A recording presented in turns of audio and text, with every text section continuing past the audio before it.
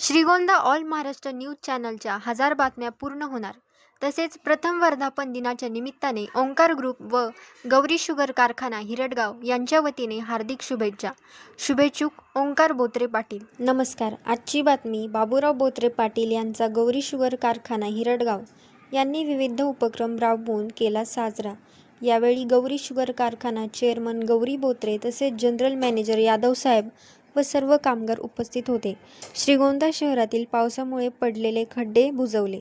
खड्डे बुजविण्यासाठी भाजप नगरसेवक यांनी स्वतः रस्त्यावर उभे राहून खड्डे बुजवून घेतले.